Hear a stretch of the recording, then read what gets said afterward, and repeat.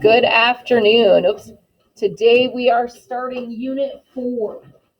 So we're starting Unit 4 of CO19. I can convert a decimal to a percentage. So we're going to be working in these next few objectives with decimals, percentages, and fractions, and going back and forth between them. So today we are focusing on going from the decimal to the percentage.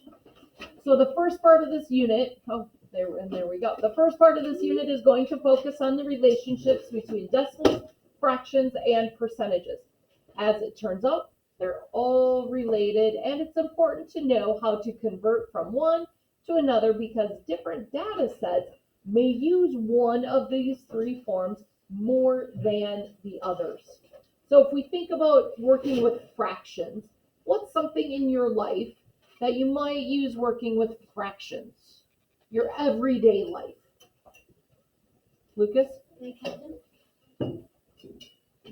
I'm talking all of us. I work with fractions every time, every day when I'm doing something at home. What do you think I'm doing at home? Lately? Well, I do fractions while you correct tests, but I don't do that every day. Thank goodness. I don't do that every day. Gabe? Baking. I use fractions all the time. I need half a cup of sugar, a third cup of flour. I want to know what the fraction is because that's what my measuring units are in. I don't want to know the percentage. You need 33% of what? Don't make me do that kind of math at home.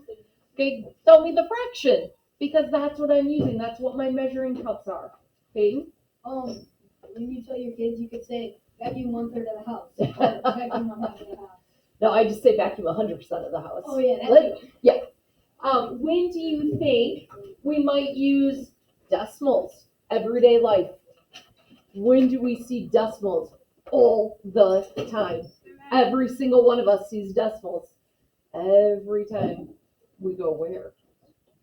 Will? Where do we see the decimals, Will? Brazil. The prices. Prices of things always have those decimals. $4.99 to get this bag of candy. $2.99 to buy something.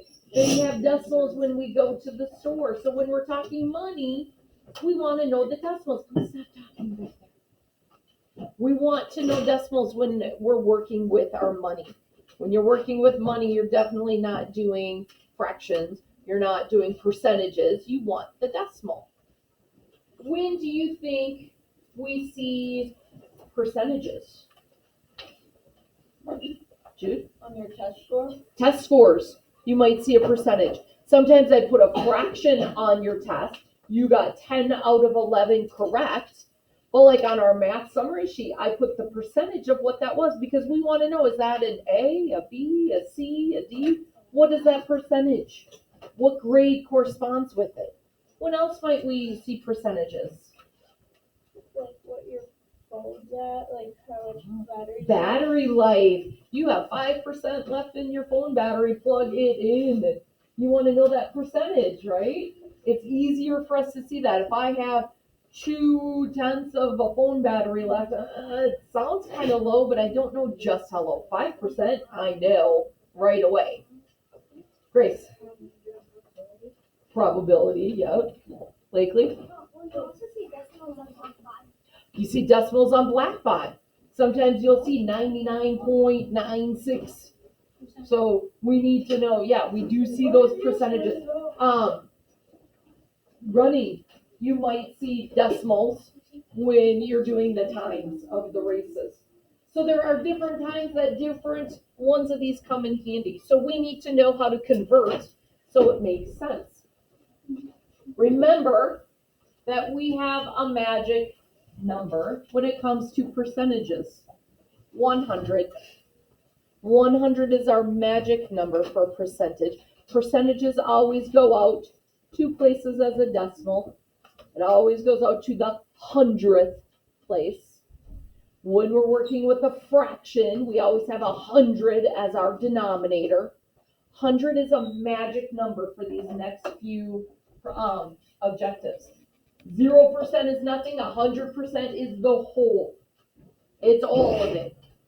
Because of this, it might help to write the decimal out to the 100th place.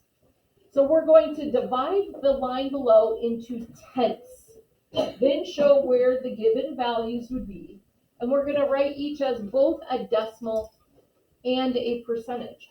So you're going to take your line, that's halfway.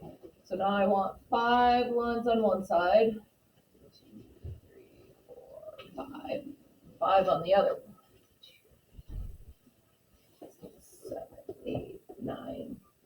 I did not spread mine out evenly enough. Oh, yeah. So this is going to be my 0. 1, 2, 3, 4, 5, 6, 7, 8, 9, 10. This is my 100. Did I do that enough? Yep. So now I see percentages and decimals here. I'm looking from 0 to 100. I know this is 1, 2, 3, 4, 5, 6, 7, 8, 9. Okay. So that middle one you want to put as your 50. This is 0%. This is 100%. If I'm at 30%, where am I going to write that? Grayson? 2 after the 0. So this would be 10%, Yeah. 20%, then 30%. The next one is 0.65. 0.65 is 65 hundredths. What would that percent be, Adeza? That would be 65%.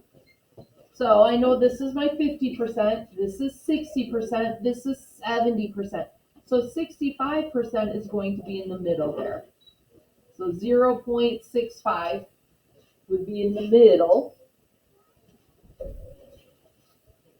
99% is going to be just before the 100%.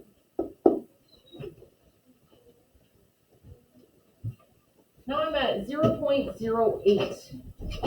What percentage would that be? Think about what that decimal name is. What is our percent? Right next to 10. Because what do we call 0.08? 0 and 800. Yeah, it would be 800ths, which is what percentage? 8%. 8%. So if it's 800ths, that is 8%. So Lauren is right, it's going to be just short of that 10%. So 0.08, that 8 is in the hundredths place. So it's 800ths, and 800ths would be 8%. You see how that works? That is out of 100. Well, it is out of, that's the 100th place. So it's 8 hundredths. Okay, so like this one was 65 hundredths, so it's 65%. This is 8 hundredths, so it's 8%. That makes a little more sense. Our next one is 25%. So that's going to be in between the 20 and the 30. Then we have our 100%. It's the whole. And 0.82. What percentage would 0.82 be, Blakely? 82%, because it's 82 hundredths. 82 hundredths is 82%. So we're going to go 90, so this is 80. A little bit more than 80% would be 82%. That makes sense on where those decimals and percentages fall on there?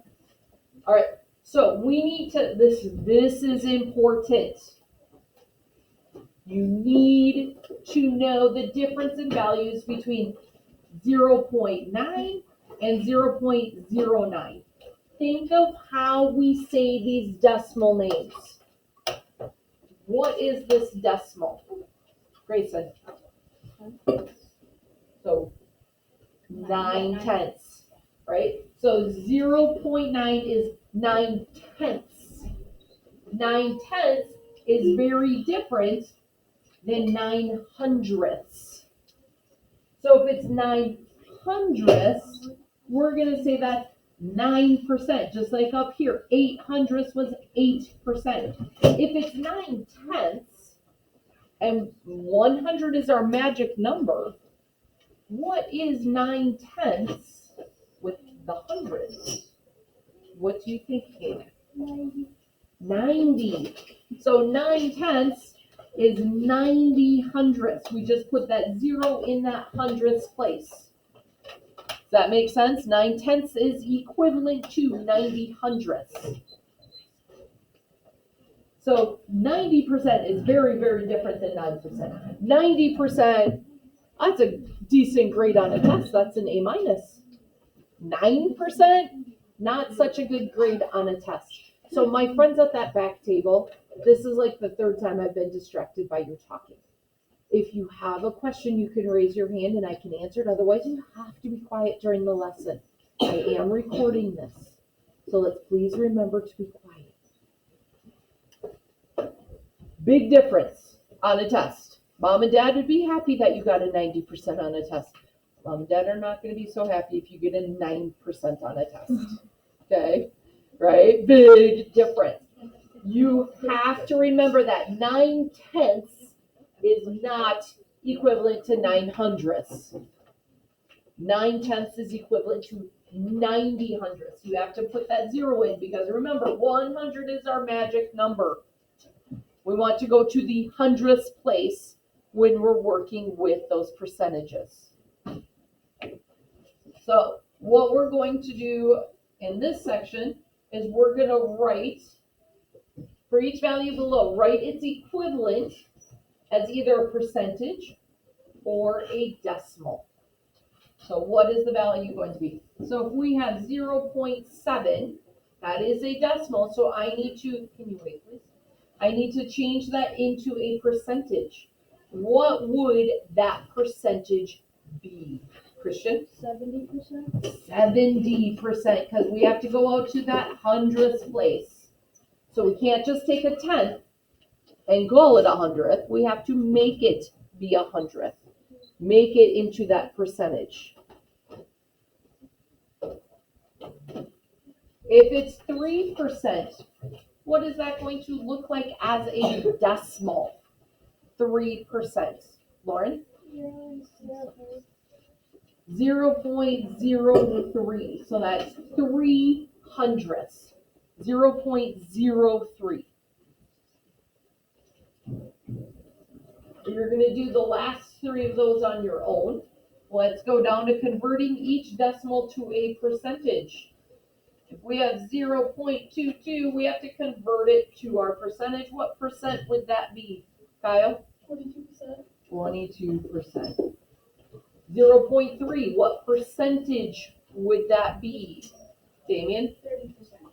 30%. Remember, and this is a common mistake that people who think, oh, I get this is so easy, I'm going to just whip right through it so I don't have homework and I'm going to be done. Oh. We look at that and we do 3%. It is not 3%. We have to go to the hundredth place. Make sure you go to the hundredth place. Lauren? I'm looking at the 1.56. I don't know how to put that into So, on our math test, we've had some people who've gotten 100% on our regular test, and then they get extra credit for it. And when I write percentages for them, they might have gotten 103% on their test. They got more than that 100% whole. They got more than that. So when we convert that to a decimal, we want it to go to that hundredth place, and then we have the 10th place, and then we have the 1 whole. And they get more than 1 whole. If you're over 100%, it's more than a whole. So that's when we dip into that, the whole place, that 1's place value. So if our percentage is over 100, we go with that decimal. And if we have a number into that ones place and not a 0, if we have a 1 or a 2 or a 3, that's just telling us the wholes that go with that percentage. So we can be greater than 100%. Parents really like to see that on their math tests. 103%? Woo, we get excited. Olivia. What about the one that just says 1? Yeah, that's what I would assume. Yeah, because there's a decimal here, Okay. and then there would be zeros after our decimal. Yep. No, we stop at the 100th place for percentages. Typically, we stop at the 100th place for percentages. You round to that 100th place. Let's scroll up and see if there's any more questions. Shh, please stop with the talking. So you need to write a percentage. So write it as a percent, not a decimal. Write a percentage that's between 1.66 and 1.69. You need to find a percentage to go in there. And over here, you need to find a decimal that's going to be between 84% and 85%. What decimal could be in there? You're going to stretch your brain muscle. We're not going to say what the answers are. Tomorrow, you can tell us what you put in to see if it works. Then we have our review. Because even though we're the start of a new unit, what we've done in previous units are still important. And we need to remember 1-step and 2-step equations. So it's still important. We've got to do the review for it. Lucas? For that problem, is it inclusive or exclusive? I don't understand your question. Like, on the range between 84 and 85, is that inclusive or exclusive? Well, it has to be in between here. So we have to be between 84 and 85%. Matthew? Not while I'm recording the lesson. Any questions on our math?